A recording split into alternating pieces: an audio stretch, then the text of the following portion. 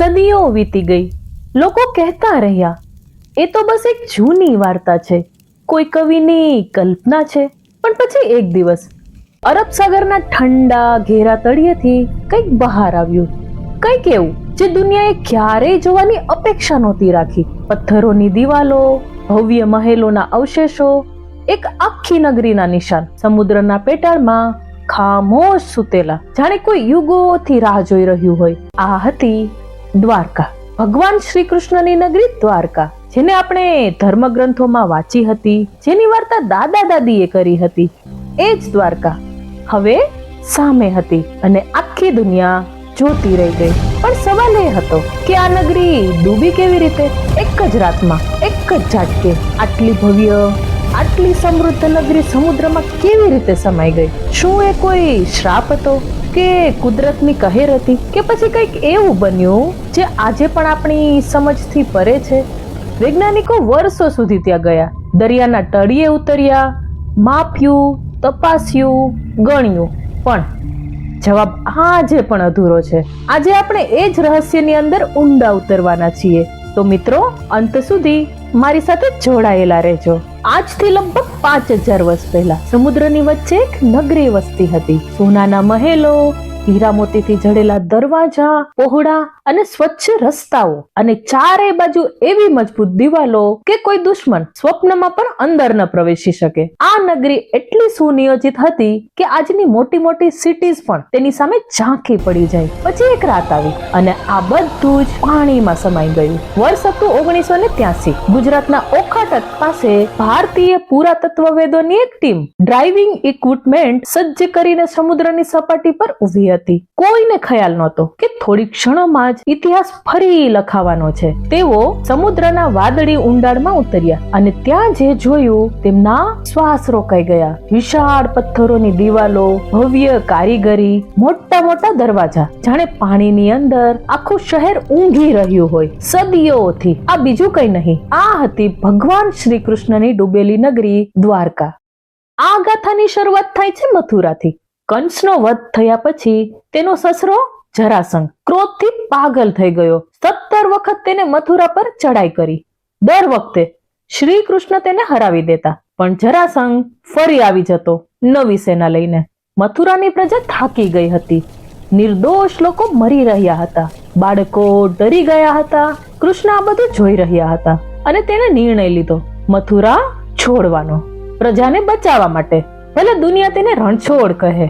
તેઓ પ્રજાને લઈને પશ્ચિમ ભારતના દરિયા કિનારે આવ્યા. સમુદ્ર દેવતાને વિનંતી કરી અને સમુદ્રએ 12 યોજન જેટલી જમીન પાણીમાંથી બહાર કાઢી આપી. પછી દેવતાઓના કારીગર વિશ્વકર્માએ બનાવી સોનાની દ્વારકા, જ્યાં કોઈ ગરીબ નહોતું, કોઈ દુખી નહોતું, અને જે અહીં આવે એ બસ કૃષ્ણ ભક્તિમાં ખોવાઈ જતું. સુખ જ્યારે ખૂબ વધી જાય ને, ત્યારે માણસ ભૂલી જાય છે કે તે ક્ષણભંગુર છે. મહાભારતનું યુદ્ધ પૂરું થયા પછી ગાંધારી પોતાના પુત્રોના શબ પાસે બેઠી બેઠી રડી રહી હતી. ત્યાં કૃષ્ણ આવ્યા અને ગાંધારીએ આંખો ઉઘાડ્યા વિના જ તેને શ્રાપ આપ્યો. હે કૃષ્ણ, આજથી 36 વર્ષ પછી તમારો યદુવંશ પણ એકબીજા સાથે લડી લડીને નાશ પામશે અને તમારી આ સોનાની નગરી દરિયામાં ડૂબી જશે. કૃષ્ણ સ્મિત સાથે ઉભા રહ્યા. તેઓ જાણતા હતા જેનો જન્મ છે તેનો અંત નિશ્ચિત છે. શ્રાપ પછી યદુવંશનો અહંકાર વધતો ગયો.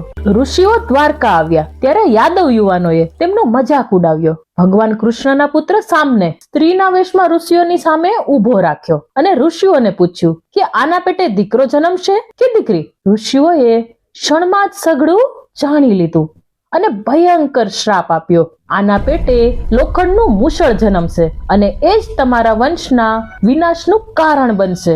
બીજા જ દિવસે સામના પેટમાંથી ખરેખર લોખંડનું મૂષળ નીકળ્યું. યાદવો ગભરાઈ ગયા. તેમણે મૂષળને ઘસી ઘસીને પાવડર બનાવ્યો અને દરિયામાં ફેંકી દીધું. પણ એક ટુકડો બચી ગયો જે ઘસાતો જ નહોતો, એટલે તેને પણ પાણીમાં ફેંકી દીધો.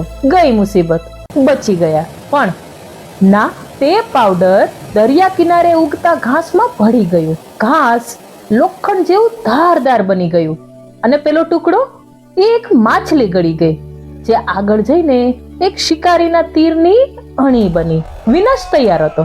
ફક્ત સમયની રાહ જોતો હતો. એક દિવસ આવ્યો. પ્રભાસ ક્ષેત્રના દરિયા કિનારે ભેગા થયેલા યાદવોએ મદપાન કર્યું. ભાન ભૂલ્યા. જૂની અદાવતો જાગી અને હથિયાર ન હોવાથી તેઓ દરિયા કિનારે ઉગેલું ઘાસ ઉખાડવા લાગ્યા. જે હાથમાં આવ્યું તે તલવાર બની ગયું. ભાઈએ ભાઈને માર્યો, પિતાએ પુત્રને.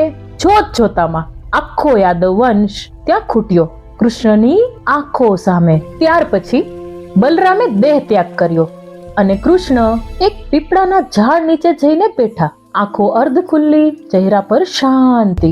દૂરથી જરા નામના શિકારીએ ઝાડીઓ પાછળ હલચલ જોઈ. ધનુષ ઉઠાવ્યું, તીર છોડ્યું. તે તીર ભગવાન શ્રી કૃષ્ણના તળિયામાં જઈને વાગ્યું. શિકારી દોડ્યો. ભગવાનને જોઈને ફફડી ઉઠ્યો, રડવા લાગ્યો. માફ કરો, માફ કરો. કૃષ્ણ સ્મિત સાથે બોલ્યા, આ પૂર્વજન્મનો હિસાબ હતો, આજે પૂરો થયો અને આ સાથે દ્વાપર યુગ પૂર્ણ થઈ ગયું.